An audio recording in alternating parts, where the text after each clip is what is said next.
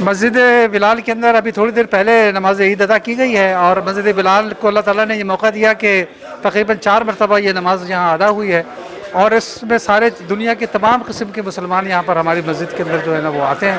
اس میں افریقہ کا بھی ہے، سری لنکا کا بھی ہے، سیری لون کا بھی ہے، امریکہ کا بھی ہے، ترکی بھی ہے، اردو بولنے والے، جرمن بولنے والے۔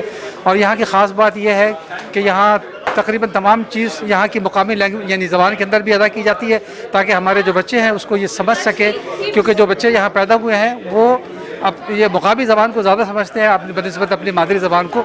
اور مسجد بلال کے اندر 4 نمازیں ادا ہوئی، جس کے اندر دو نمازوں کے اندر جو ہے وہ یعنی خطبہ عربی اور جرمن میں ہوا، اور تیسری نماز کے اندر جرمن اور اردو کے اندر ہوا، اور چوتھی نماز کے اندر جو ہے نا کیا بولتے ہیں کہ وہ پورا مکمل اردو کے اندر جو ہے نا وہ خطبہ ہوا۔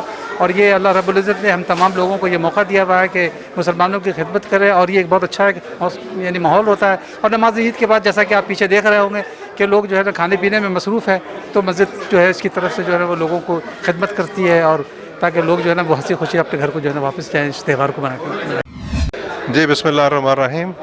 آج ایک بہت بڑا ان کے دن ہے آج مسلمانوں کے لیے، امت مسلمہ کے لیے۔ یہ سیدنا ابراہیم علیہ السلام اور اسماعیل علیہ السلام کی یاد میں یہ دن منایا جاتا ہے، اور آج ہم نے یہاں 4 بار نماز پڑھائی ہے، اور بہت سارے مہمانوں کے لیے ناشتے کا بندوبست کیا ہے، اور اللہ سے دعا کہ اللہ تعالیٰ امت مسلمہ کو استقامت دے اور اکٹھا کر دے۔ شکریہ۔ اہم ایشوز ہوں یا ملکی اور غیر ملکی شخصیات کی پریس کانفرنسز، ہر لمحہ باخبر رہنے کے لیے ہمارا یوٹیوب چینل سبسکرائب کریں۔ باوثوق ذرائع سے مصدقہ خبروں، تجزیوں اور تبصروں سے مستفید ہونے کے لیے ابھی ہماری ویب سائٹ کو وزٹ کیجیے۔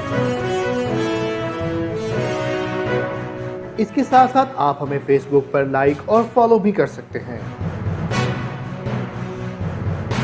اس کے علاوہ ہر ٹائم اوورسیز پاکستانیوں کے حالات اور مسائل کے حل کو جاننے کے لیے ہماری ایپ بھی ڈاؤن لوڈ کر سکتے ہیں۔ ہم کر رہے ہیں آپ کو ہر لمحہ باخبر، کیونکہ ہے 39 نیوز پر آپ کا اعتبار۔